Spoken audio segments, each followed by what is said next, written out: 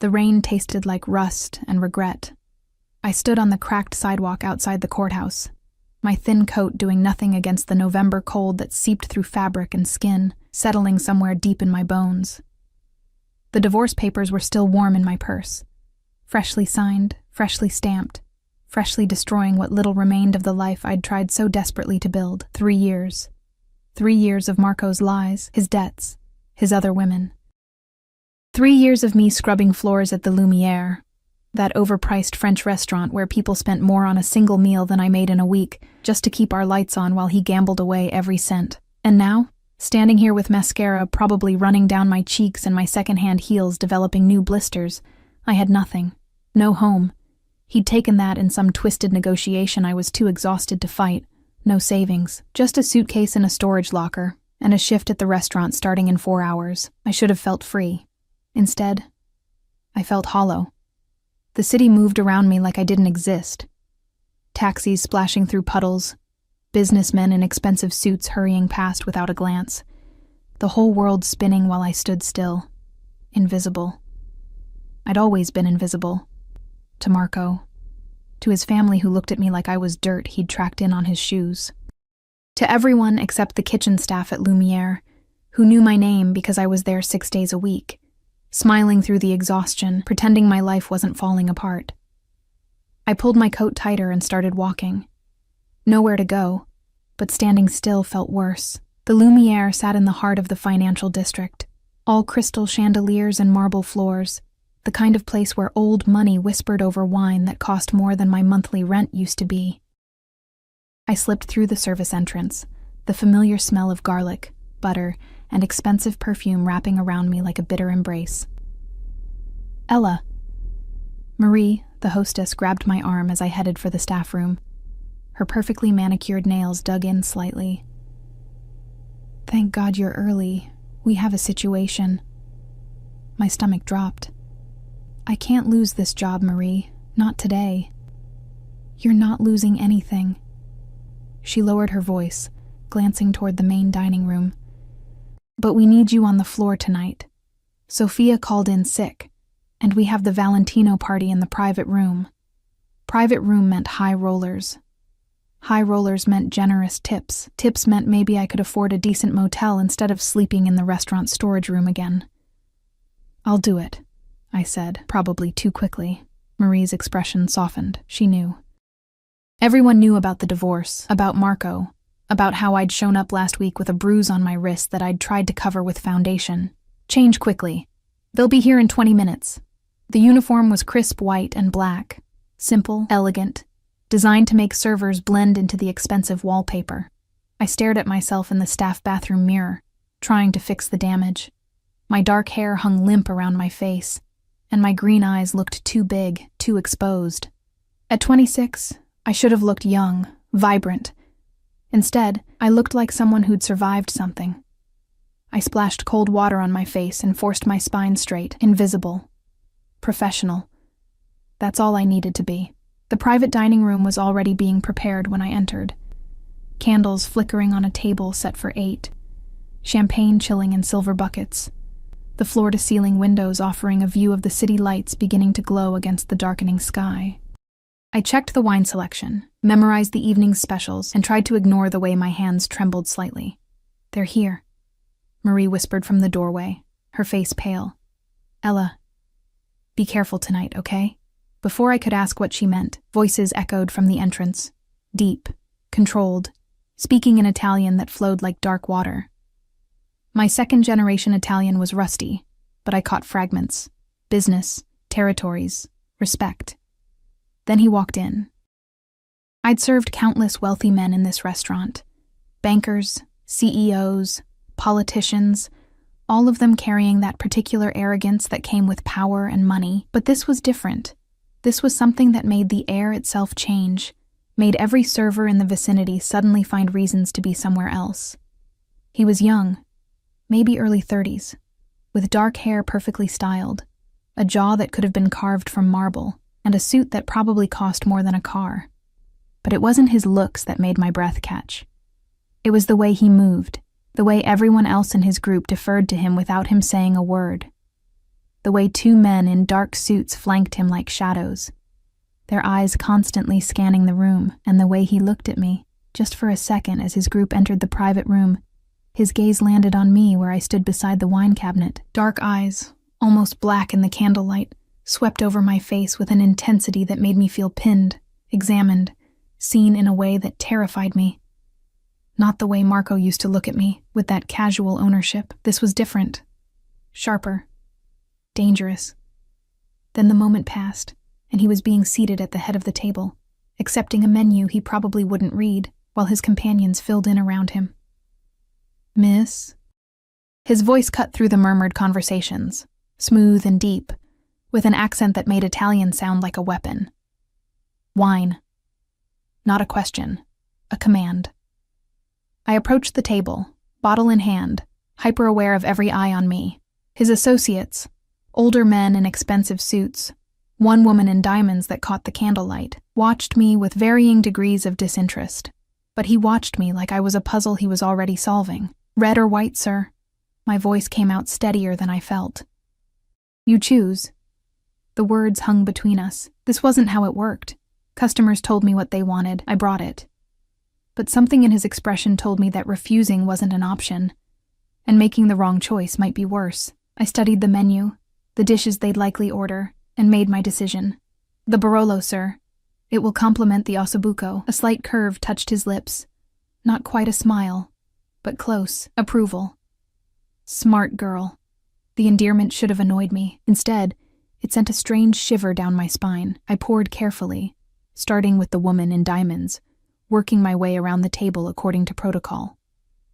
When I reached him, my hand was perfectly steady, but I could feel the heat radiating from him, smell something expensive, cedar and smoke and something darker I couldn't name. "Name," he said quietly, as wine filled his glass. "Ella, sir." "Ella." He repeated it like he was tasting it, deciding if he liked the flavor. "You've worked here long?" 3 years. Too much information. Servers weren't supposed to chat with customers, especially not in private rooms, especially not with men who had armed guards standing by the door. And before that, I met his eyes. Mistake. Up close, they weren't just dark, they were endless, pulling me in even as warning bells screamed in my head. "College, sir. I didn't finish." "Why not?" "Because I'd met Marco. Because I'd been young and stupid and thought love meant sacrifice. Because I'd given up my scholarship, my dreams, everything, for a man who'd thrown it all away on blackjack, and women who weren't me." "Life happened," I said carefully. Something flickered in his expression. Recognition, maybe. Understanding. Then one of his men leaned in, whispering something urgent in Italian. Territory disputes, shipments, names I didn't recognize but that carried weight in his world. He waved a hand dismissively, and the man retreated, but his attention didn't return to me. I'd been dismissed, invisible again. I should have been relieved. The evening progressed in a blur of courses. Antipasti, primi, secondi. Each dish presented with the careful precision Lumiere was famous for. I moved through the motions automatically, refilling glasses, clearing plates, existing on the periphery of conversations I couldn't understand and didn't want to. But I felt his gaze tracking me, following my movements even when he appeared focused on business discussions that grew increasingly heated.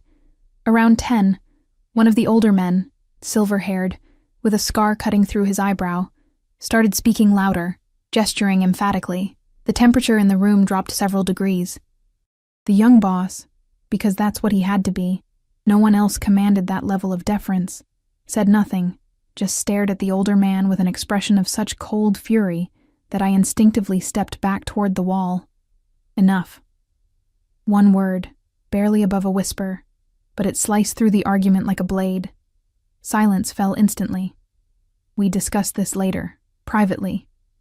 The silver-haired man's jaw tightened, but he nodded. I kept my eyes down, refilling water glasses, trying to be invisible. But as I reached for the woman's glass, my sleeve caught the edge of her champagne flute. Everything slowed, the glass tipping, the golden liquid spilling across the white tablecloth, splashing onto the woman's designer dress. She shrieked, jumping up, Italian curses flowing like poison. "I'm so sorry!" I grabbed napkins, trying to blot the damage, my heart hammering against my ribs. "I'm so sorry, clumsy bitch!" The woman's hand flew toward my face. It never connected. His fingers wrapped around her wrist mid-swing, stopping the blow inches from my cheek. I hadn't even seen him move, but suddenly he was there, standing between us, his grip on her wrist tight enough to make her wince. "No one," he said softly, dangerously, "touches my staff. Dante, she ruined my Valentino." The woman's voice turned pleading, childish. Dante. His name was Dante. "Send me the bill, Isabella." He released her wrist and turned to me. Up close, he was taller than I'd realized, broad-shouldered, and the candlelight cast shadows across his face that made him look carved from darkness itself. "Are you hurt?" "No. I couldn't find words. Customers didn't defend servers, especially not men who looked like they could buy and sell entire restaurants without noticing the expense. I'm fine." "I'm so sorry. I should have been more careful. You work too hard," he interrupted. And somehow he knew. Somehow he'd seen what everyone else missed. The exhaustion, the bruises under my eyes, the way my hands shook slightly from stress and too little sleep. "When does your shift end?" 2 a.m., but take the rest of the night off. "Sir, I can't. I need this job. You'll be paid." He nodded to one of his guards, who immediately pulled out a wallet. "Double your usual rate. Consider it. Compensation for Isabella's behavior." The guard placed $500 bills on the table. $500. That was more than I made in 2 weeks. I can't accept this. Even as I said it, I was thinking about the storage locker fee, the motel, how long $500 could stretch if I was careful. "You can. You will." Dante's hand moved, just slightly, barely touching the small of my back, but the contact sent electricity through every nerve. "Go home, Ella. Rest." Before I could argue, before I could think, he was guiding me toward the door, his presence at my back both terrifying and strangely safe. Marie stared as we emerged, her eyes wide with what looked like fear. "She's finished for the night," Dante told her, his tone leaving no room for argument. "Someone take her home." "That's not necessary," I started. It wasn't a request. 10 minutes later, I found myself in the back of a black Mercedes, one of Dante's guards driving, the city lights blurring past the tinted windows. The leather seat was soft enough to sink into, and exhaustion hit me like a physical weight, now that adrenaline was fading. "Where to, miss?" the driver asked, his English heavily accented. Where to? I didn't have a home anymore, just a storage locker and a restaurant that sometimes let me sleep in the back. But I couldn't say that. Couldn't show that level of pathetic to a man who probably reported everything back to his boss. "The 6th Street Motor Lodge," I said finally. It was cheap, relatively clean, and I could afford 3 nights now with Dante's money. The driver nodded, and we pulled into traffic. I pressed my forehead against the cool window, trying to make sense of the evening. Dante's eyes, his hand on my back, the way he'd defended me like it mattered. Like I mattered. It didn't make sense. Men like that didn't notice women like me. Unless they wanted something. The thought sent ice through my veins. But before I could follow it further, the driver's phone rang. He answered in rapid Italian, his tone respectful, submissive. Then he glanced at me in the rearview mirror, and something in his expression changed. We weren't going to the motel. The car turned onto the highway, heading toward the private airfields outside the city. My stomach lurched. "Excuse me," I said, trying to keep my voice steady. "This isn't the way to 6th Street. Change of plans, miss." The driver's eyes met mine in the mirror, apologetic but firm. "Don't worry. You're safe. Safe." The word felt like a lie as we approached a gate where guards waved us through without hesitation. As we drove onto a tarmac where a sleek private jet waited, its stairs extended like an invitation or a threat. Dante stood at the base of those stairs, hands in his pockets, looking like he owned the night itself. The car stopped. The driver opened my door, and Dante smiled. A real smile this time, slow and predatory and absolutely certain I would come to him. "Hello again, Ella," he said softly. "We need to talk about your ex-husband." The world tilted. Marco. This was about Marco. I'd just walked out of one nightmare and straight into something infinitely more dangerous. My legs wouldn't move. I sat frozen in the back seat of the Mercedes, staring at Dante through the open door, my mind racing through every terrible possibility. Marco's gambling debts, the loan sharks who'd started calling our apartment, my former apartment, at 3 a.m, the men with dead eyes who'd shown up at the restaurant twice, asking questions about him in voices that promised violence. I don't know where he is, I said, hating how my voice shook. We're divorced, as of today. I haven't seen him in 2 weeks, and I don't want to... I'm not looking for Marco. Dante's voice cut through my panic, calm and controlled.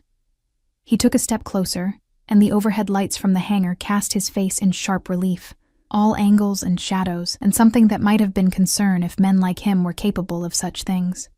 I'm looking for something he stole from me. Something you might know about. I don't know anything. The words tumbled out too fast. Marco didn't tell me about his business, didn't tell me about the debts or the gambling or... I stopped, realizing I was giving too much away, showing too much weakness to a man who probably ate weakness for breakfast. Breathe, Ella. He crouched down beside the car, putting himself at eye level with me, and the gesture was so unexpected that I actually did breathe. I'm not going to hurt you, but I need information, and this conversation requires privacy. Will you come with me willingly, or do I need to insist? The question was polite. The steel underneath it was not. I thought about running. The driver still stood by the door, and there were at least 3 other men visible near the jet, all with the same dangerous stillness as Dante's dinner guards. I wouldn't make it 10 feet. Do I have a choice? I asked quietly. Something flickered in his dark eyes. Approval, maybe, for not pretending this was anything other than what it was. We always have choices, Cara. Some are just better than others. Cara. Darling. The Italian endearment sounded like honey and poison mixed together. I climbed out of the car on legs that felt like water. Dante's hand found the small of my back again. That same electric contact that made me hyper-aware of his proximity, his heat, the subtle scent of cedar and smoke that seemed to cling to him. He guided me toward the jet stairs, and I forced myself to climb them, even though every instinct screamed to run. The interior of the jet was exactly what I'd expected. Cream leather seats, polished wood accents, soft lighting that somehow made everything feel intimate despite the space. A bar occupied one wall, crystal glasses gleaming. At the back, a door stood partially open, revealing what looked like a bedroom. I stopped just inside, my hands clenching into fists at my sides. I don't know what Marco stole from you, but I have nothing. No money, no property, nothing. The apartment was his family's, and they kept it. My car got repossessed 3 months ago. Everything I own fits in one suitcase. So if you're looking for hidden assets or stolen goods, you're wasting your time. Sit. Dante gestured to one of the leather seats. I'd rather stand. Ella. My name in his mouth sounded like a warning and a caress simultaneously. Sit. Please. The please surprised me enough that I obeyed, sinking into a seat near the window. Dante moved to the bar, pouring amber liquid into 2 glasses. He brought one to me, pressing it into my hand. Whiskey, he said. You look like you need it. I did. God, I did. But accepting drinks from Mafia Bosses seemed like exactly the kind of mistake that ended with people disappearing. Still, my hands wrapped around the glass, drawing comfort from its weight, its solidity. Dante sat across from me, close enough that our knees almost touched in the narrow space between seats. He took a slow sip of his whiskey, watching me over the rim with those impossibly dark eyes. 3 months ago, he began, his voice low and measured. Marco approached one of my associates with a business proposition. He claimed to have information about a shipment, dates, routes, security details. Information that should have been impossible for a gambling addict with no criminal connections to obtain. My stomach turned to ice. I don't know anything about shipments or... Let me finish.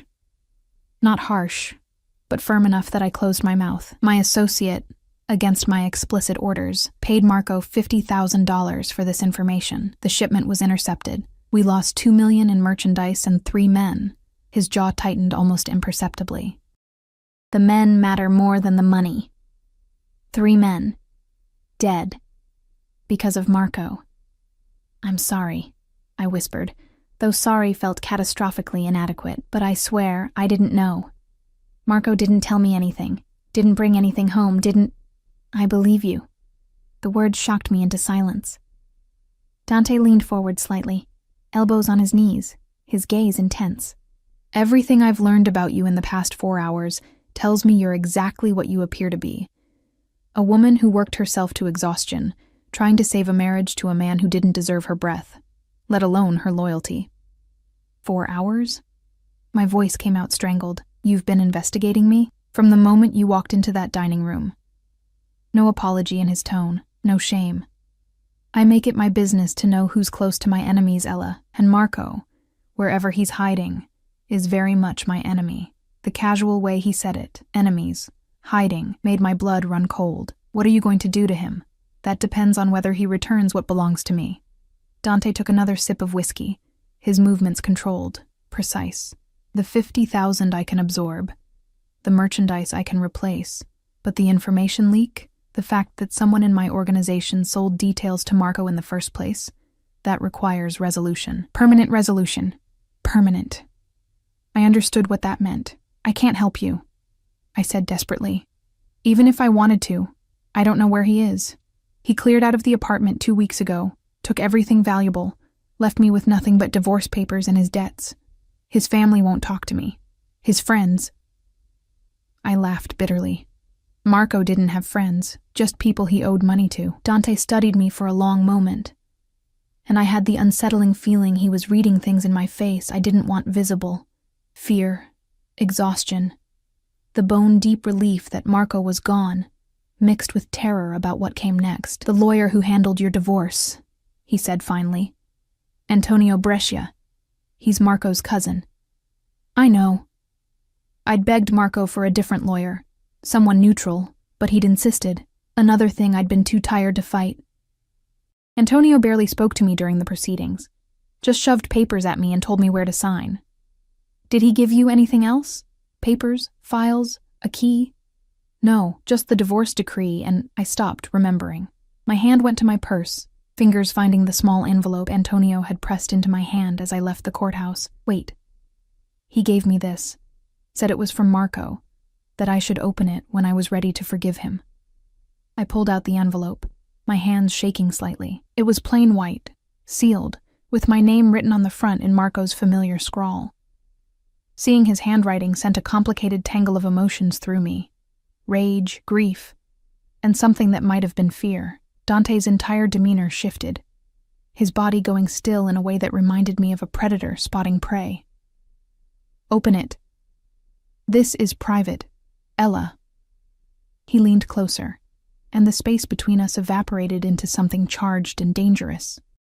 Whatever is in that envelope, it's not a love letter. Marco knew exactly what he was doing when he had his cousin give it to you today. Open it. Now. My fingers fumbled with the seal. Inside was a single piece of paper, a receipt from a storage facility across town, Unit 447, paid through the end of the month. And underneath, in Marco's handwriting, I'm sorry for everything. This makes us even. What's in the unit? Dante's voice was soft, controlled, but I heard the steel underneath. I don't know. I didn't even know he had a storage unit. My mind raced. My things are in a different facility, and he never mentioned. Understanding hit me like a physical blow. He's setting me up. Whatever he stole from you, he put it in a storage unit under my name. Made sure I'd get this receipt today. And now when you come looking, you're the one holding the evidence, Dante finished, his expression darkening. Very clever. Marco gets away clean, you take the fall, and even if you claim ignorance, you're the one with access to the unit, the receipt, the connection. Terror clawed up my throat. I didn't know. You have to believe me. I would never. I know. His hand moved, fingers brushing my knee in a gesture that should have been comforting, but instead sent heat spiraling through me.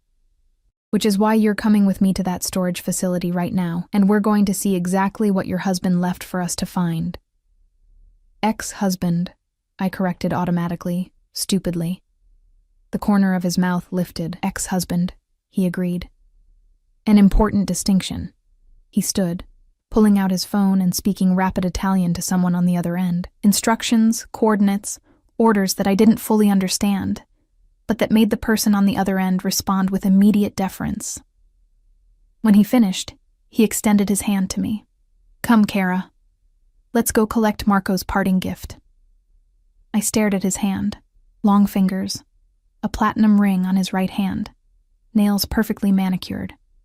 A hand that had probably ordered deaths, signed executions, destroyed lives without hesitation, but also a hand that had defended me against Isabella, that had stopped a blow meant for my face, that was now offering itself to me like an invitation to step into his world. I took it. What choice did I have? His fingers closed around mine, warm and strong, and he pulled me to my feet with effortless strength. We were too close suddenly, close enough that I had to tilt my head back to meet his eyes, close enough that I could see flecks of gold hidden in all that darkness. You're safe with me, he said quietly, and it should have been a lie. Everything about him screamed danger. But something in his voice, in the way his thumb brushed across my knuckles, made me want to believe him. Am I? I whispered. From everyone but me. His smile was sharp, honest. But I have no intention of hurting you, Ella. Quite the opposite. Before I could ask what that meant, he was guiding me back down the jet stairs, back into the Mercedes where the driver waited with engine running.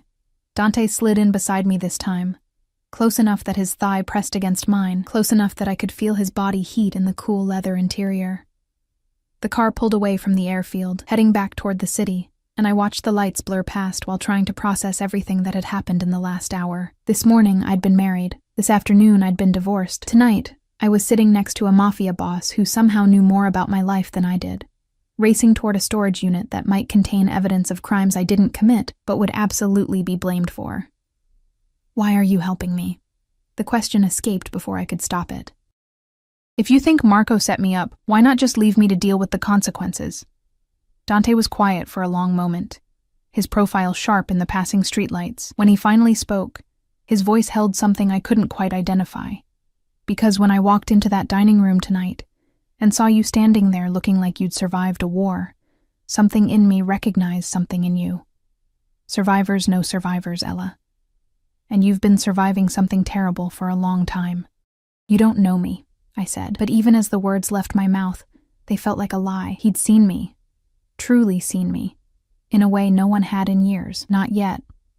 His hand found mine in the darkness, lacing our fingers together in a gesture that felt both possessive and protective. But I intend to. The storage facility loomed ahead, all concrete and fluorescent lights and chain-link fencing. The driver pulled up to the gate, where two of Dante's men already waited. The same guards from the restaurant, now dressed in dark clothing that made them blend into shadows. One approached Dante's window as it lowered. Unit 447, second building, 4th floor. No cameras in the stairwells, and we've taken care of the night manager's very sudden need to take a break. Good. Dante squeezed my hand once before releasing it. Stay close to me, understand? Don't touch anything. Don't open anything. If there's trouble, you get behind me immediately. What kind of trouble? My voice came out smaller than I wanted. The kind that involves people not wanting us to find what Marco left behind. He opened his door, then paused, turning back to look at me with an intensity that stole my breath. I meant what I said, Kara. You're safe with me. I protect what's mine. What's mine? The words should have offended me, should have made me argue that I wasn't his, wasn't anyone's. But something in the way he said it, like a vow, like a promise written in blood and darkness, made my heart hammer against my ribs for entirely different reasons than fear. I followed him into the building, flanked by his guards, surrounded by an aura of controlled violence that made other late-night storage users hurry away without making eye contact. We climbed stairs that smelled like dust and motor oil, past units that held other people's forgotten belongings, their abandoned lives, until we reached the 4th floor. Unit 447 sat at the end of a dimly lit hallway. Dante held out his hand. The receipt. There should be a code. I gave him the paper with shaking fingers. He punched numbers into the electronic lock, and it clicked open with a sound that felt like fate. The door rolled up, revealing a 10 by 10 space packed with boxes, crates, and plastic-wrapped packages that even I knew meant drugs, guns, or worse. "Cristo," one of the guards breathed, but Dante's attention wasn't on the contraband. It was on the folder sitting on top of the nearest box, a thick manila folder with my name written across it in Marco's handwriting. He picked it up carefully, opened it, and his expression went absolutely cold. "What is it?" I asked, though part of me didn't want to know. Dante turned the folder so I could see. Inside were documents, bank statements, property deeds, transfer papers, all in my name, all showing transactions I'd never made, purchases I'd never authorized, connections to criminal enterprises I'd never heard of. Marco hadn't just set me up as the holder of his storage unit. He'd spent 3 years building a paper trail that made me look like his partner, his co-conspirator, his willing accomplice in everything. If anyone investigated, if law enforcement or rival criminals came looking, every piece of evidence would point to me. "He destroyed me," I whispered, the full horror of it sinking in. Even in leaving, he destroyed me. Dante's jaw clenched, and when he looked at me, I saw rage burning in those dark eyes. Not at me, but for me. "No," he said softly, dangerously. "He tried to destroy you, but he made one critical mistake." "What mistake?" His hand cupped my face, thumb brushing my cheekbone in a gesture so gentle it made my eyes burn with tears I refused to shed. "He led you to me, and now you're under my protection, whether you want it or not. Anyone who comes for you comes through me first." The words should have terrified me. Instead, they felt like the first safe thing I'd heard in years. Outside, sirens began to wail in the distance, growing closer. One of the guards cursed in Italian. "Boss, we need to move, now." Dante's expression never changed. He pulled out his phone, took photos of every document in the folder, then calmly set it on fire with a lighter from his pocket. We watched Marco's carefully constructed frame-up burn to ashes. "The unit?" the guard asked urgently. "Leave it." Dante took my hand, pulling me toward the stairs as the sirens grew deafening. "It's empty enough without the documents. Nothing connects back to her now." We ran through the building, my heels clicking frantically against concrete. Dante's hand firm around mine, his body positioned to shield me from whatever came. Behind us, I heard shouts, footsteps, the chaos of a raid happening exactly when Marco must have planned for it to happen. Right after he'd made sure I had the receipt, right after he'd ensured I'd be caught red-handed. But we burst through a side exit I hadn't noticed before, into an alley where the Mercedes waited with engine running. Dante practically threw me into the back seat, sliding in after me, and the driver peeled away from the curb with the kind of precision that came from practice. Through the back window, I watched police cars surround the storage facility, watched officers swarm inside, and knew with absolute certainty that if Dante hadn't been there, if he hadn't burned those documents, I would be in handcuffs right now facing charges I couldn't defend against. "You saved me," I breathed, turning to look at him in the darkness of the car. "Why?" Dante's hand found my face again, his touch impossibly gentle for a man capable of such violence. "Because the moment I saw you tonight, exhausted and bruised and still standing, still surviving, still fighting, I knew you were mine to protect, mine to keep." His thumb traced my lower lip, and heat flooded through me despite everything. "And I always protect what's mine, Kara. Always." The possessiveness in his words should have sent me running. Instead, I leaned into his touch like a flower turning toward the sun, starved for warmth after years in Marco's cold shadow.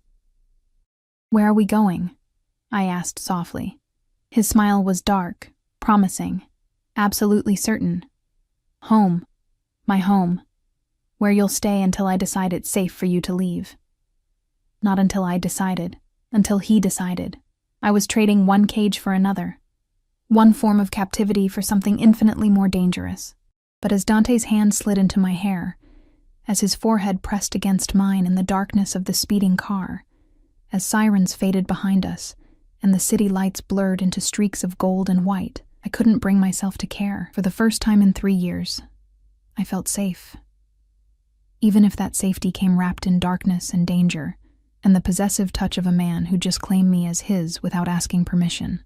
Even if I was falling into something I didn't understand and couldn't control. Even if every rational part of my brain screamed that this was a mistake. His lips brushed my temple, barely a kiss, more a promise. Sleep, Ella. I'll wake you when we arrive, and God help me. I did. I woke to silk. Not the rough cotton sheets from my marriage bed. Not the scratchy motel blankets I'd been imagining for my immediate future, but genuine silk that slid cool and soft against my skin. For a disoriented moment, I thought I was dreaming, that the entire night had been some exhaustion-induced hallucination brought on by stress and divorce, and too many double shifts. Then I opened my eyes. The bedroom was enormous, all dark wood and cream-colored walls, with floor-to-ceiling windows offering a view of the city that belonged in magazines. Dawn light filtered through sheer curtains, painting everything in shades of rose and gold. The bed I lay in could have fit 4 people comfortably, its dark posts reaching toward a ceiling decorated with subtle crown molding, and I was still fully clothed, down to my shoes, lying on top of the covers like Dante had simply placed me here and left. My purse sat on the nightstand. My coat hung over a nearby chair. Everything exactly as it had been, except I was in a stranger's home. A dangerous stranger's home, with no memory of arriving. Panic fluttered in my chest as I sat up, taking inventory. Nothing hurt. Nothing felt wrong. I was alone in the room, the door slightly ajar, and from somewhere distant came the smell of coffee and something baking. I stood on unsteady legs, my body protesting the movement after too many hours of stress and too little rest. A door to my left revealed an ensuite bathroom that was bigger than my old bedroom, all marble and chrome, and a shower that looked like it belonged in a spa. I caught my reflection in the mirror and barely recognized the woman staring back. My hair was a mess, mascara smudged beneath my eyes, my uniform wrinkled from sleeping in it. I looked exactly like what I was. Someone whose life had imploded in the span of 12 hours. Water. I needed water, needed to wash my face, needed to think clearly about what happened next. Because staying here, in Dante's home, under his protection, came with a price. Men like him didn't do anything out of kindness. There was always an expectation, always a debt to be paid. I splashed cold water on my face, trying to scrub away the remnants of yesterday. My hands shook slightly as I dried them on a towel that was softer than anything I'd ever owned. Everything in this bathroom, this bedroom, this life, spoke of wealth so far beyond my comprehension that it felt like visiting another planet. A knock on the bedroom door made me jump. "Ella?" a woman's voice, accented but warm. "I have clothes for you if you'd like to change, and breakfast is ready when you are." I opened the bathroom door, then the bedroom door, finding a woman in her 50s with kind eyes and graying hair pulled back in a neat bun. She held a garment bag and smiled at me like this was completely normal. Like young women waking up in her employer's guest room was an everyday occurrence. Maybe it was. The thought made my stomach turn. "I'm Maria," she said, entering at my gesture and laying the garment bag across the bed. "I manage the household. Mr. Valentino asked me to make sure you had everything you needed." Valentino. So that was Dante's last name, a name that probably carried weight in certain circles, probably made people nervous, probably opened doors and closed mouths with equal efficiency. "Thank you," I managed. "But I should probably go. I don't want to impose, Mr. Valentino was very clear that you're to stay as long as necessary." Maria unzipped the garment bag, revealing clothes that looked expensive and impossibly exactly my size. "He's in his office handling business, but he asked that you join him for breakfast when you're ready." "No rush," she added, seeing my expression. "Take your time. Shower if you'd like. The house is safe, Ella. You're safe here." Everyone kept saying that. "You're safe." Like if they repeated it enough times, it would become true. And I'd stop feeling like I'd stepped into a beautiful trap that I didn't know how to escape. But Maria's kindness seemed genuine, and the thought of a proper shower was too tempting to resist. "Thank you," I said again. "I appreciate this, all of it." She patted my hand gently. "We take care of our own here, and Mr. Valentino has made it clear that you're to be treated as family." Something in her expression softened. He doesn't bring people home, Ella. In the 5 years I've worked for him, you're the first. That means something. Before I could ask what it meant, she was gone, closing the door softly behind her. I stared at the clothes on the bed. Designer jeans, a soft cashmere sweater in deep green, undergarments still in packaging, even socks. Everything I would need, all in my exact size, procured sometime between last night and this morning, with an efficiency that spoke of resources I couldn't begin to fathom. The shower was heaven. Multiple shower heads, water pressure that felt like a massage, products that smelled like vanilla and something floral I couldn't name. I stayed under the hot water longer than necessary, washing away the courthouse and the storage facility and Marco's final betrayal, watching it all swirl down the drain like maybe I could wash away the entire nightmare of my marriage. The clothes fit perfectly. The jeans hugged my curves without being tight. The sweater was soft enough to live in. And for the first time in months, I looked in the mirror and saw someone who might be worth looking at. Not the exhausted server in a wrinkled uniform. Not Marco's discarded wife. Just me. A version of me I'd forgotten existed. I followed the smell of coffee downstairs, my bare feet silent on hardwood floors that gleamed with polish. The house was a study in controlled elegance. Artwork on the walls that looked original. Furniture that balanced comfort and sophistication. Nothing ostentatious, but everything quality. Old money, I thought, or at least designed to look like it. Voices drifted from an open doorway, Dante's deep rumble, and another man speaking rapid Italian. I hesitated in the hallway, not wanting to interrupt, not sure if I should announce myself or retreat back upstairs. She's awake, Dante's voice calling out before I'd made a decision. Come in, Ella. We're just finishing. I entered what was clearly his office. A massive desk covered in papers and laptops, walls lined with books in Italian and English. A seating area with leather chairs positioned near windows overlooking manicured gardens. Dante sat behind the desk in a fresh suit, looking like he'd slept 8 hours instead of whatever few he'd managed. The man standing beside him was older, silver-haired, wearing glasses and holding a tablet. Ella, this is my attorney, Luca Moretti. Dante stood, moving around the desk with that predatory grace I was beginning to recognize. Luca, this is Ella Rossi. She'll be staying with us for the foreseeable future. Rossi. My maiden name. I'd taken Marco's name when we married, DeLuca, but I'd filed the paperwork to change it back as part of the divorce. Hearing Dante use it felt significant somehow, like he was acknowledging that I was no longer tied to Marco, no longer part of that family. Luca studied me with sharp eyes that missed nothing, then nodded respectfully. Miss Rossi. A pleasure. Luca has been researching your situation, Dante said, his hand finding my elbow and guiding me toward the seating area. Sit. Have you eaten? Not yet, but... Maria, he called, and within seconds, the housekeeper appeared with a tray, coffee, pastries, fresh fruit, yogurt, more food than I could eat in a day. She set it on the table in front of me with a warm smile before disappearing again. I realized then how this must work. Dante spoke, and people materialized to fulfill his wishes before he had to ask twice. A life of absolute authority, absolute control, where his word was law and questioning him probably wasn't healthy. Your legal situation is complicated, Luca began, settling into a chair across from me while Dante sat close enough that our knees touched. Marco built a convincing paper trail suggesting your involvement in his activities. However, your employment records, bank statements, and the testimony of your coworkers all support your claim of ignorance. The divorce filing helps. It establishes that you were separating yourself from him before the raid. But... I heard the word he hadn't said. But if federal investigators decide to pursue charges, you'll need a strong defense. Marco made it look like you were a willing participant, and proving otherwise will require resources. He glanced at Dante. Expensive resources. Cost isn't a concern, Dante said flatly. Whatever she needs, make it happen.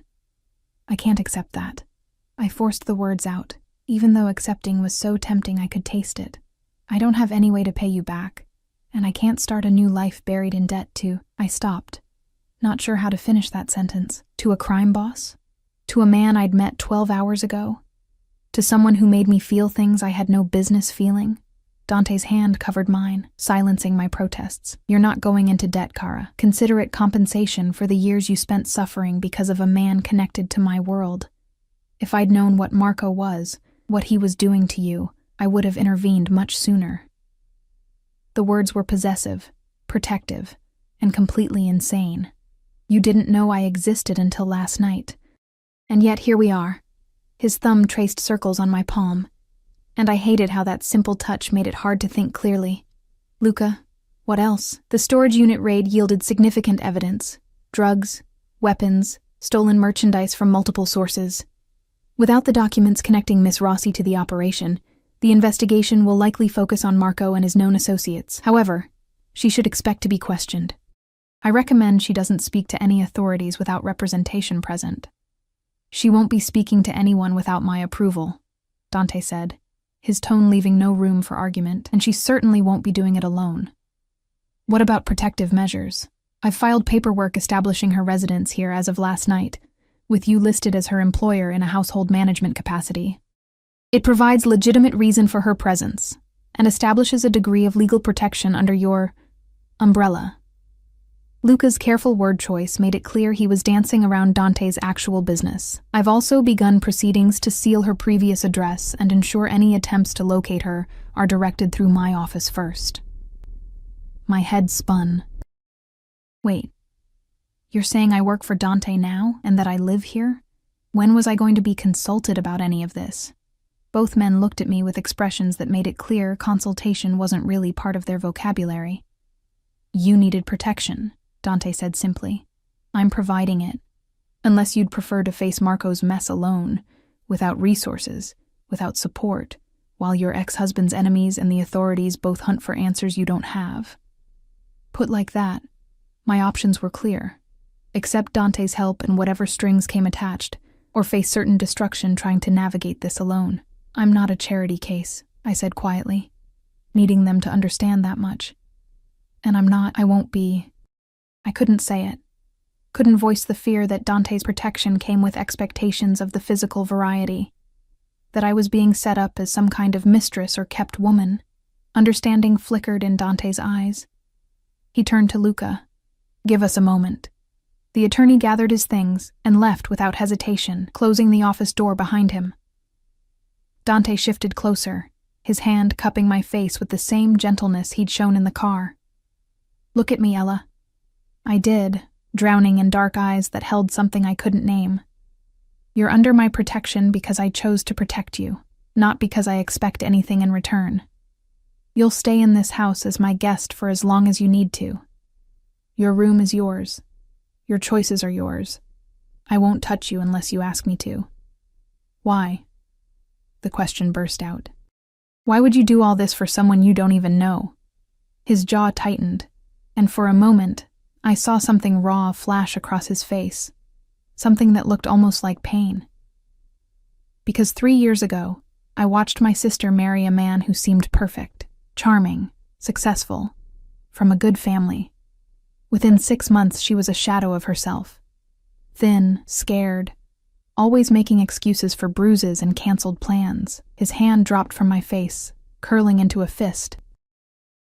By the time I realized what was happening, by the time I intervened, he'd broken her so thoroughly that she's still in therapy, still afraid of her own shadow. Dante. I breathed his name, understanding blooming painful and clear. When I saw you last night standing in that dining room looking like you'd survived a war, I saw Sophia. I saw what she could have become if I hadn't pulled her out, and I swore to myself that if I had the power to save someone else from that fate, I would, no matter what it cost. The raw honesty in his voice made my throat tight. I'm not your sister. No. His eyes met mine again, burning with something that made heat pool in my stomach. You're not. Which is why this is complicated in ways I'm still figuring out. But my offer stands. Protection, resources, safety. No strings attached beyond you allowing me to keep you safe. I should have said no. Should have insisted on handling this alone, on maintaining my independence, on not letting another man control my life regardless of his intentions. But I was so tired of fighting, tired of struggling, tired of being strong when I had nothing left to be strong with. "Okay," I whispered, "but I need to contribute something. I can't just live here as a guest indefinitely. Let me work, cooking, cleaning, something. Please." A small smile curved his lips. "Maria would kill me if I put you to work in her kitchen, but if you need purpose, we'll find something. Deal, deal." He stood, extending his hand to help me up, and when I took it, he didn't let go. Instead, he led me toward the door, his body angled protectively as we moved through his home. "Come. Let me show you the rest of the house. You should know where everything is." The tour was surreal. A media room with a screen bigger than my old bedroom, a library that smelled like leather and old paper, a gym that looked professional, a kitchen where Maria presided over staff I hadn't known existed. Every room was beautiful, elegant, clearly expensive, and completely foreign to the life I'd known. But it was the garden that stole my breath. We stepped through French doors onto a terrace that overlooked acres of manicured grounds, flowers I couldn't name, stone pathways winding through green spaces, a fountain in the distance catching morning light.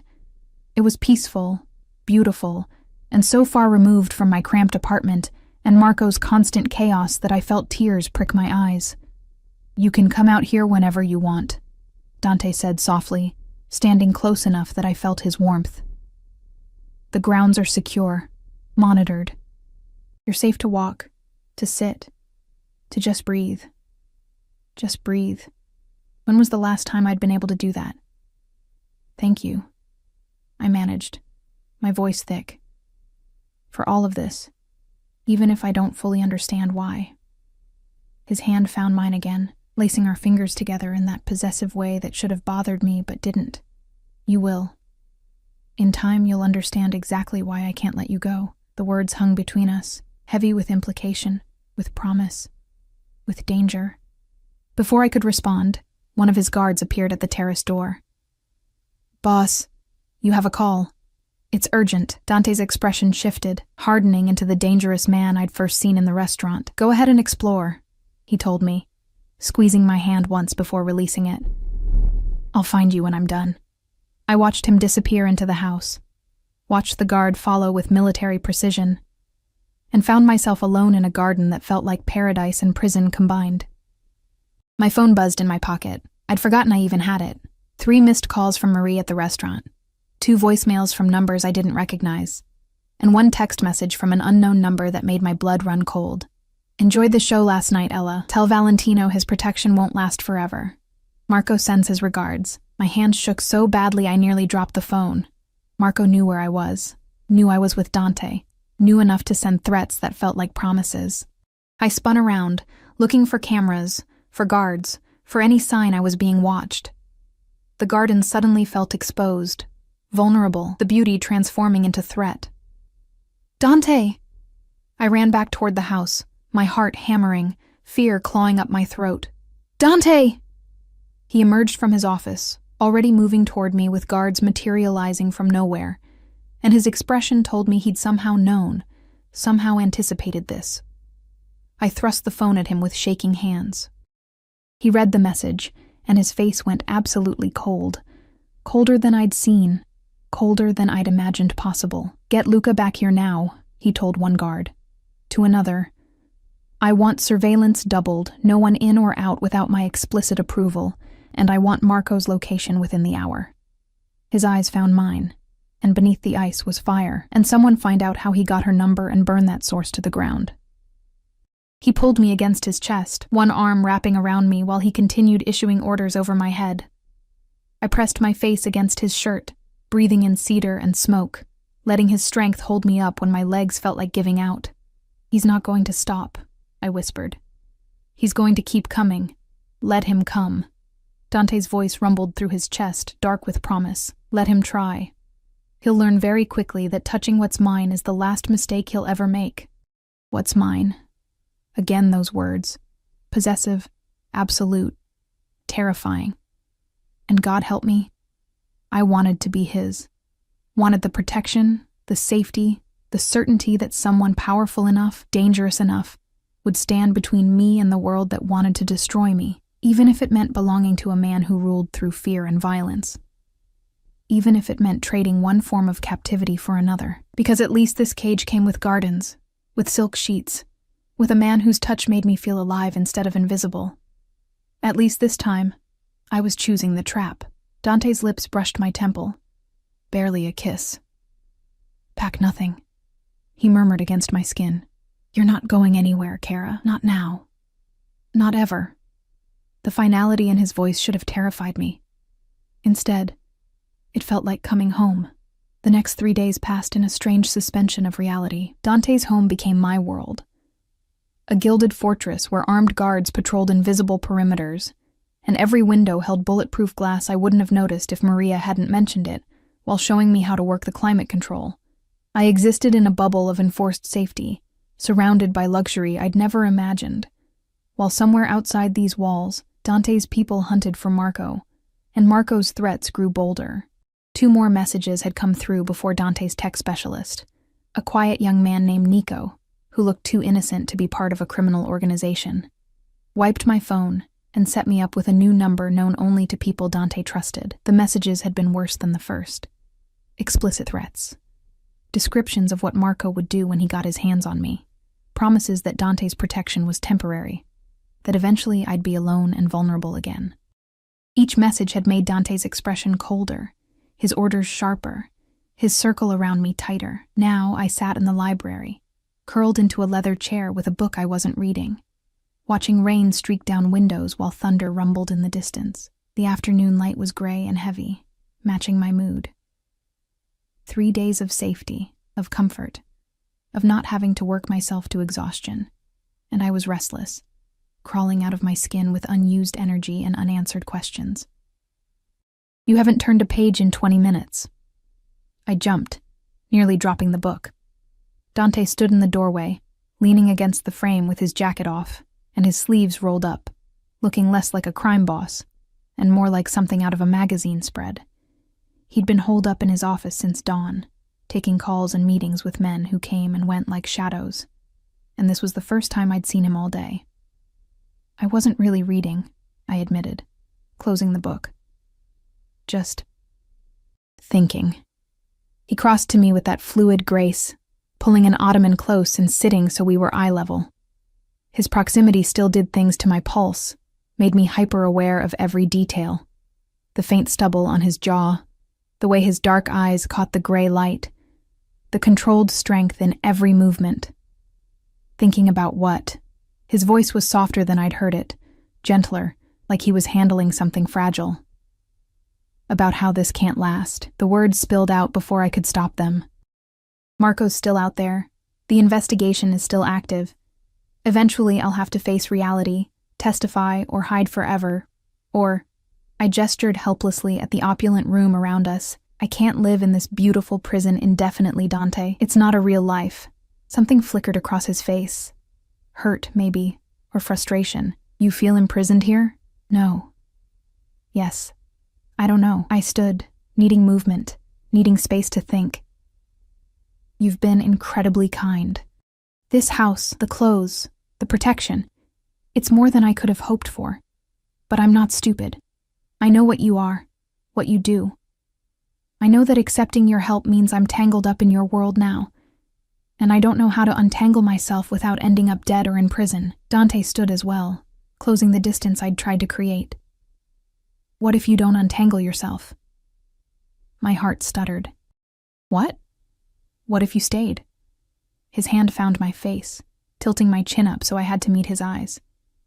Not as a guest, not as someone under temporary protection, but as someone who belongs here, in my home, in my life.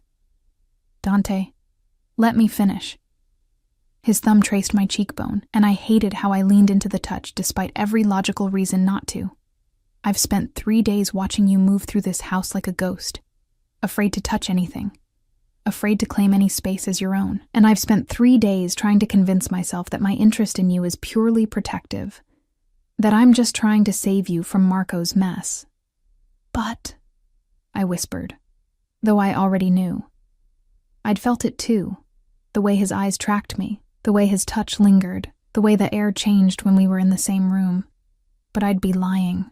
His other hand found my waist, pulling me closer until our bodies nearly touched. From the moment you walked into that dining room, exhausted and bruised and still standing, I wanted you. Not just to protect, not just to save, to keep, to claim, to make mine in every way that matters. The raw honesty in his words sent heat flooding through me. You don't know me. I know you work yourself to exhaustion for people who don't deserve your effort. I know you stayed in a marriage that was killing you because you believed in promises even when the other person didn't. I know you're stronger than you think, and braver than you believe. His forehead pressed against mine, and I could feel his breath against my lips. I know that when you smile at Maria, it lights up the whole room. I know you take your coffee with too much sugar, and that you've been sleeping with the bedside lamp on because the darkness still scares you. I know. How do you know that? My voice cracked slightly, because I check on you.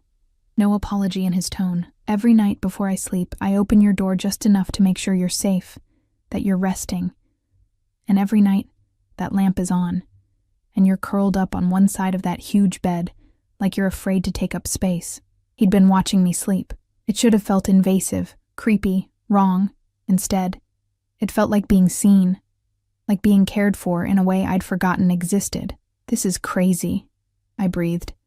We barely know each other. You do things I don't even want to imagine. You're dangerous, Dante. To your enemies, to anyone who crosses you, probably to me if I'm smart enough to admit it. Yes. He didn't deny any of it. I'm all of those things, but I would never hurt you, Ella. Never. You're the one thing in my world that's untouchable. Sacred. Do you understand? The men who work for me, they'd die for me out of loyalty and fear. But you, I'd burn down everything I've built to keep you safe. The intensity in his voice made my knees weak. Why?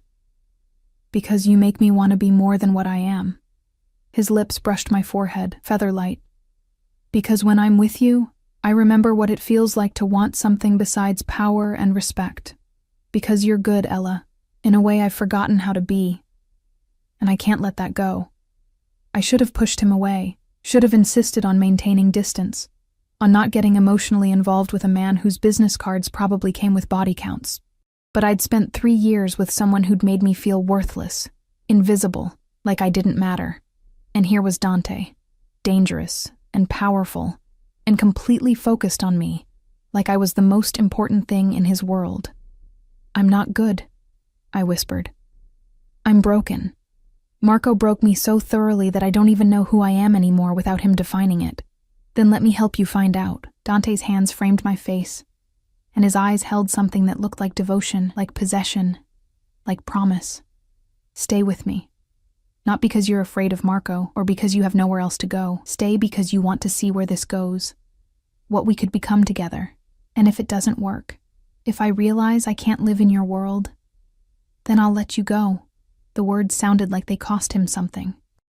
I'll set you up somewhere safe, somewhere Marco can never find you, with enough money to start fresh. But give us a chance first, Kara. Give me a chance to show you that not all cages have to feel like prisons. Before I could respond, his phone buzzed. He ignored it, keeping his attention entirely on me, and somehow that felt more significant than anything else, that he would choose this moment, this conversation, over whatever urgent business called. The phone buzzed again, and again. You should get that, I said softly. It might be important. Reluctance crossed his face, but he pulled back slightly, checking the screen. His expression went hard instantly. It's Luca. They found Marco. My stomach dropped. Where? The airport. He's trying to leave the country. Dante was already moving toward the door, barking orders in Italian to guards who materialized from nowhere. Then he turned back to me, conflict clear on his face. I have to go. This ends tonight. What are you going to do to him? I needed to know. Needed to understand exactly what Dante was capable of. He crossed back to me, pulling me against his chest in a fierce embrace. What he deserves. What anyone who threatens you deserves. But I need to know you'll be here when I get back. That you won't run while I'm gone. Where would I go? It came out more bitter than I intended. You're right. I have nowhere else. That's not why I want you to stay. His hand tangled in my hair, tilting my head back so I had to meet his burning gaze. Stay because you want this, want us. Want to see what happens when someone actually puts you first for once in your goddamn life. Then his mouth was on mine. The kiss was nothing like I expected. Not gentle or tentative or asking permission. It was claiming, possessive, demanding. His lips moving against mine with an intensity that stole my breath and my sense and every rational thought. His tongue swept into my mouth when I gasped, tasting me like he was starving, like he'd been holding back for 3 days and couldn't anymore. I kissed him back with equal desperation, my hands fisting in his shirt, pulling him closer even though we were already pressed together. Every nerve ending lit up, every sensation amplified, until the world narrowed to just this: his taste, his touch, his body hard against mine, his possession absolute and terrifying and exactly what I needed. When he finally pulled back, we were both breathing hard. His eyes were black with want, his control visibly fraying at the edges. "Stay," he commanded, his voice rough. "Promise me." "I promise." The words left my mouth without conscious thought, pulled from somewhere deep and honest. Satisfaction blazed across his face. He kissed me once more, quick, hard, claiming, then forced himself to step away. "Lock yourself in your room. Don't open the door for anyone but Maria or me. Understood?" "Dante? Understood?" Sharper this time, laced with authority I couldn't refuse. "Yes." "Good girl." The praise sent inappropriate heat through me. Then he was gone, his guards following like a dark tide, and I was alone in the library with the taste of him still on my lips, and the rain still falling outside. I made it to my room on shaking legs, locked the door as instructed, and sank onto the bed. My fingers touched my lips, still tingling from his kiss, and I tried to process what had just happened. I'd promised to stay, promised to give whatever this was a chance, promised to trust a man whose world operated on violence and codes I didn't understand. And somewhere in the city, Dante was hunting Marco with an intent I didn't want to examine too closely. Hours crawled by. I tried to read, to sleep, to distract myself with television, anything to stop imagining what was happening at the airport, what Dante was doing, whether Marco would somehow escape again and come for me with renewed fury. Around midnight, I heard sounds in the house, voices, footsteps, doors closing. My heart raced as I listened, trying to determine if it was friend or foe, safety or threat. A soft knock on my door made me jump. "Ella?" "It's me," Dante's voice, tired and rough. I unlocked the door with fumbling fingers, pulling it open to find him leaning against the frame. His suit was disheveled, his knuckles bruised, and there was something dark on his shirt that might have been blood, but his eyes, when they found mine, held relief and something deeper. "Is it over?" I whispered. "It's over." He stepped into the room and I closed the door behind him.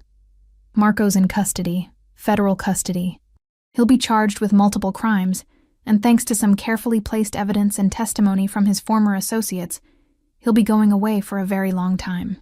You didn't—" I couldn't finish the question. "Kill him?" A tired smile touched his lips. "No." Tempting as it was, death would have been too easy. He'll spend the next 20 years in a cell, knowing he destroyed his own life, knowing you're safe and thriving without him. That's a worse punishment than anything I could have done. Relief flooded through me so powerfully that my knees buckled. Dante caught me, pulling me against him, and I buried my face in his chest despite the blood on his shirt, despite everything logic said I should feel. "Thank you," I breathed. "Thank you for not making me responsible for his death, for not making me carry that." His arms tightened around me. "I told you, Kara. I protect what's mine. That includes protecting you from the darkness of my world when I can." We stood like that for a long moment, just holding each other, until exhaustion pulled at both of us. "You should sleep," I said finally. "You look dead on your feet. So do you." He studied my face with concern. "Have you eaten?" Maria brought me dinner. I picked at it. Food had been impossible with worry gnawing at my stomach. "Come on." He took my hand, leading me toward the bed. "Lie down with me, just for a while. Every reasonable voice in my head screamed that this was a bad idea. But I was so tired of listening to reasonable voices, so tired of being careful and cautious and afraid. We lay down on top of the covers, still fully clothed, and Dante pulled me against his chest with my head tucked under his chin, his heartbeat steady beneath my ear, and his hand traced slow circles on my back, soothing and possessive simultaneously. "I meant what I said earlier," he murmured into my hair, "about wanting you to stay, about giving us a chance. I know." My fingers curled into his shirt. "I'm scared, Dante. Scared of what it means to be with you. Scared of your world. Scared that I'm making another terrible choice with another dangerous man." "I'm not Marco." Steel entered his voice. "I would never raise my hand to you. Never belittle you. Never make you feel less than you are. My world is dangerous, yes, but you'd be protected within it, cherished, treated like the queen you deserve to be." Queen. The word was absurd and intoxicating simultaneously. What if I can't be what you need? My deepest fear, spoken into the darkness. What if I'm too broken, too damaged, too ordinary for your extraordinary life? He shifted, tilting my face up so I had to meet his eyes. "You're already everything I need, strong enough to survive what would have destroyed most people, brave enough to keep going when everything fell apart, soft enough to still be kind despite having every reason to be bitter. You're not broken, Ella. You're a survivor. And survivors are the most extraordinary people of all." Tears burned behind my eyes. "How do you do that? Make me believe things about myself I've never seen? Because I see you clearly. No filters, no lies, no misconceptions. Just you. Exactly as you are. And you're magnificent." His lips brushed my forehead. "Sleep, Kara. Tomorrow we'll start figuring out what comes next. Together. Together." The word wrapped around me like a promise, like a vow, like the beginning of something that terrified and thrilled me in equal measure.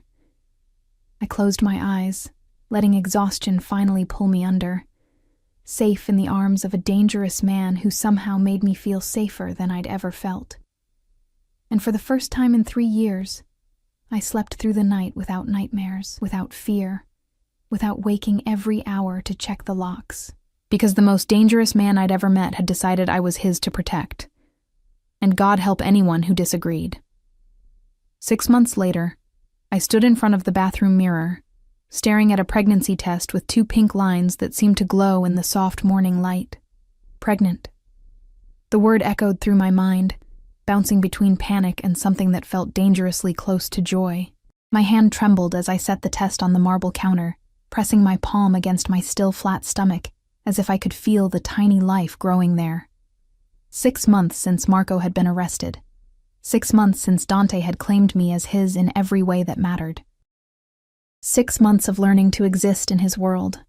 Attending family dinners where his mother treated me like a daughter, charity galas where I stood beside him in designer gowns while dangerous men showed him deference. Quiet evenings in the library where he read to me in Italian, teaching me the language of his childhood.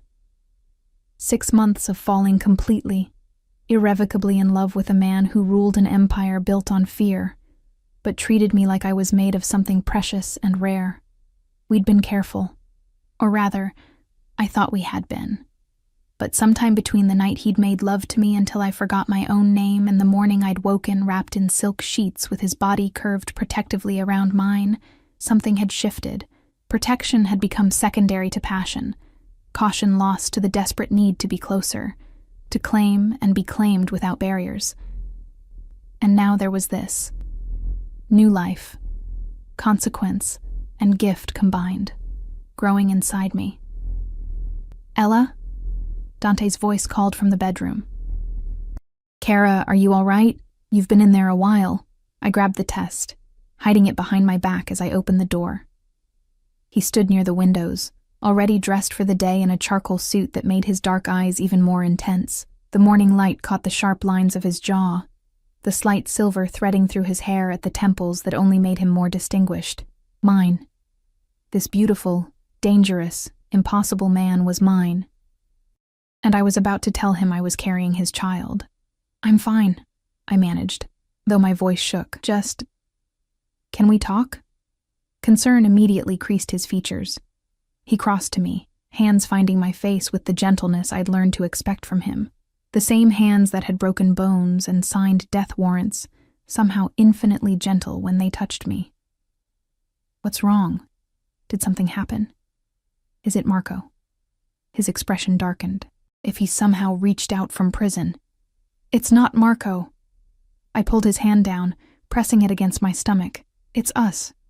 It's Dante. I'm pregnant." The words hung between us, and I watched a dozen emotions flicker across his face in rapid succession. Shock, confusion, and then something that looked like wonder breaking through his carefully controlled expression. "Pregnant," he repeated, his voice rough. "You're certain?"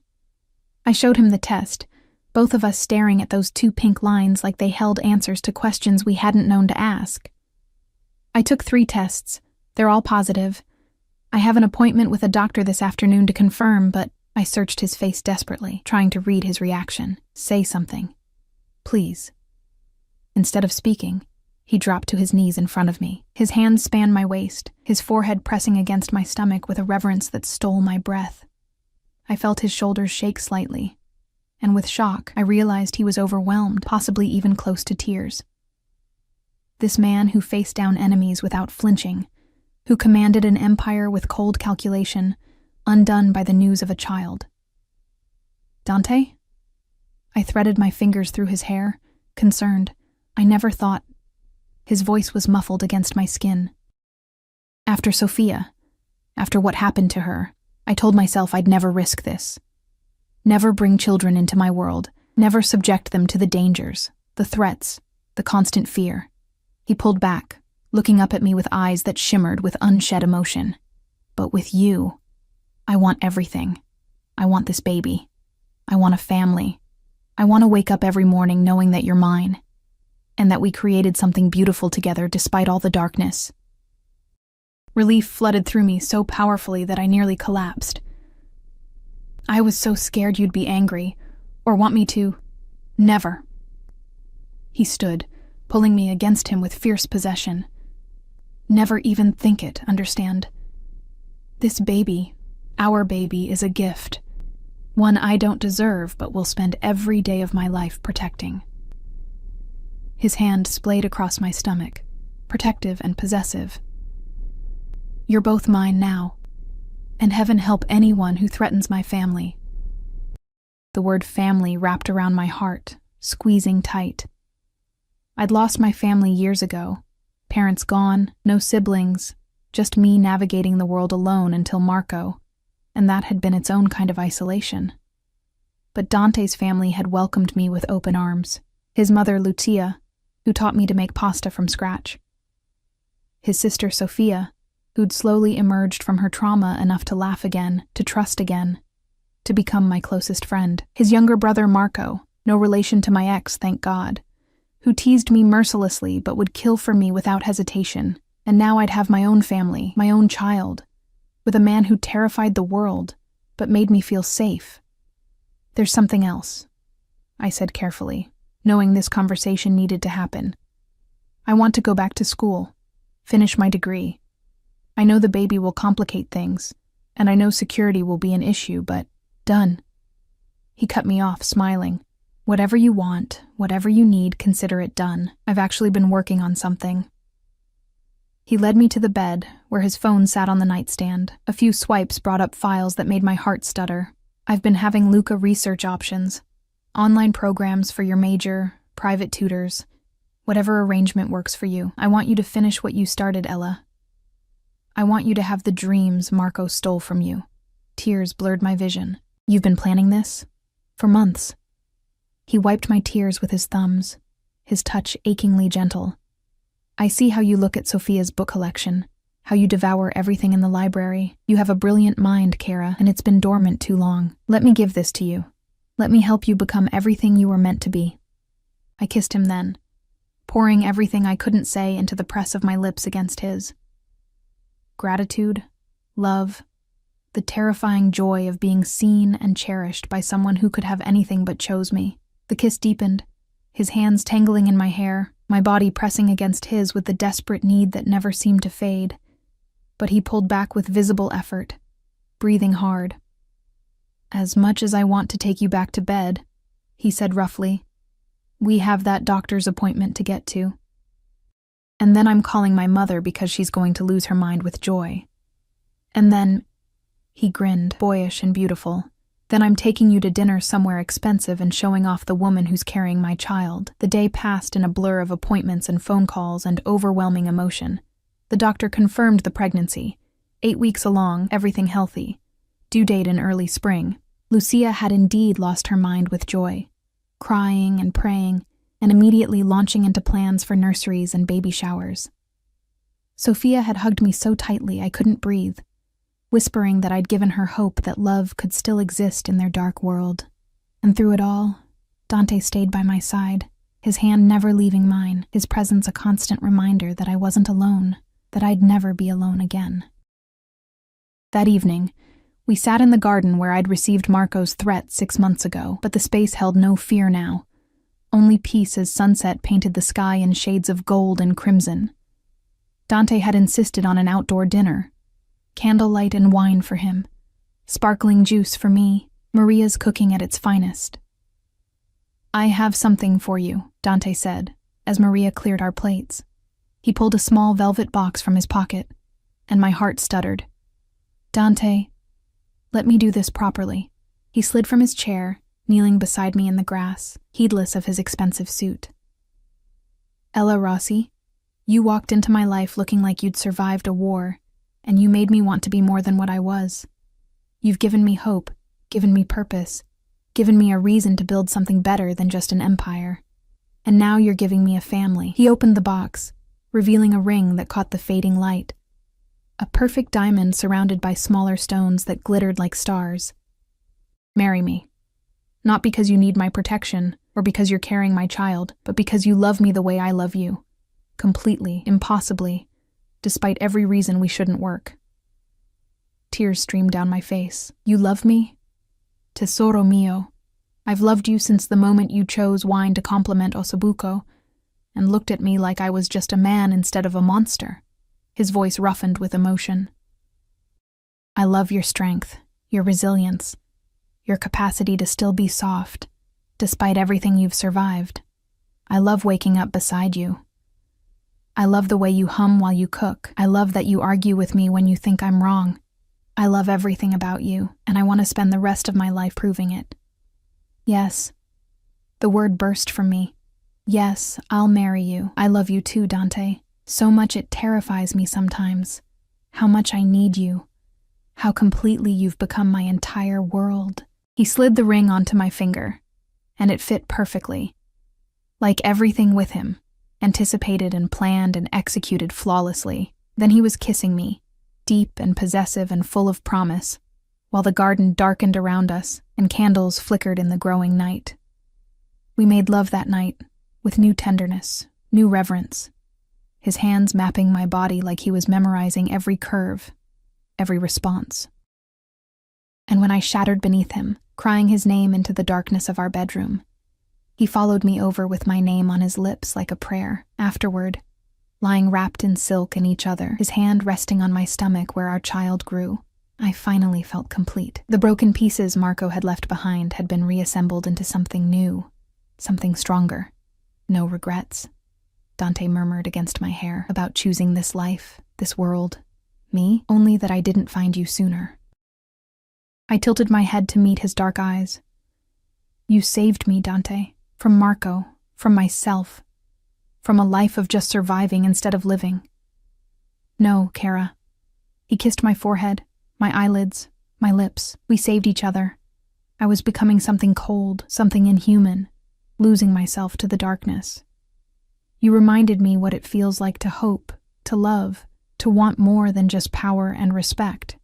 You made me human again. 3 months later, we married in his family's chapel, a small ceremony with only those we loved most. I wore ivory silk and carried roses from our garden.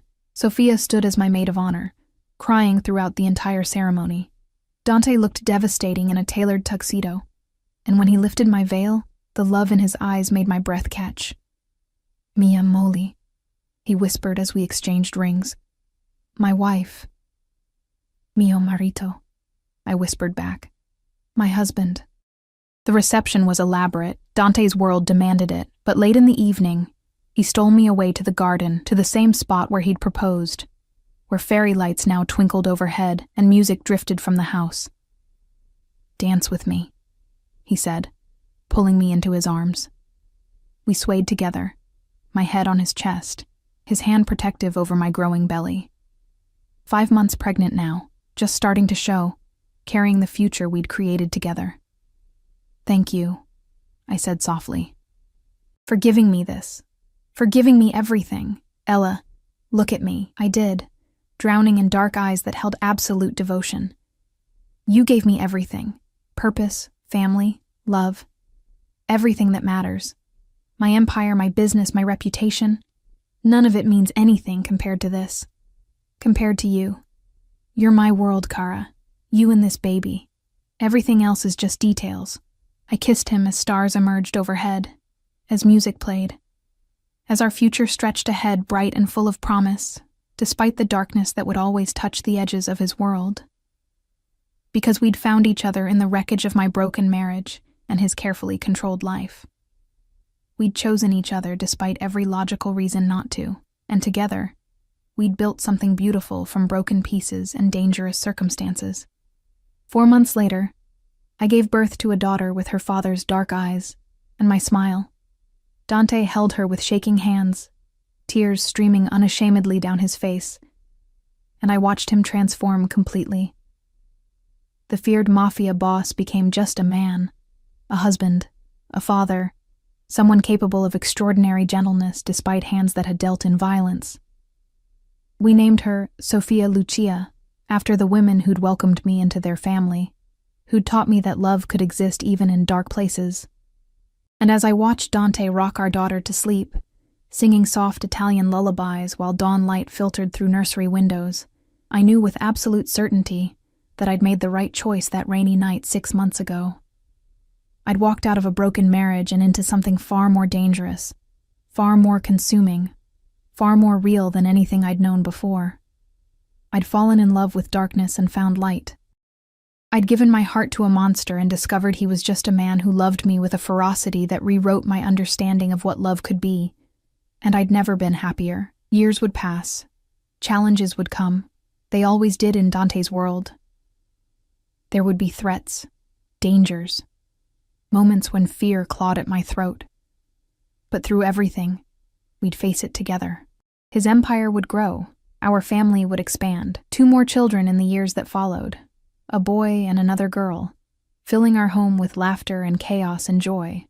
But that first morning, watching him with our daughter, feeling complete in a way I'd never imagined possible, I understood what he'd meant months ago in the library. Not all cages have to feel like prisons. Some feel like home. Some feel like love. Some feel like the beginning of everything you never knew you needed. And as Sophia's tiny hand wrapped around Dante's finger, as he looked up at me with wonder written across his face, as morning light painted our family in shades of gold and promise, I knew I'd found exactly where I belonged. In the arms of a dangerous man who'd chosen to be gentle, in the heart of a dark world that held unexpected light, in a love that had saved us both.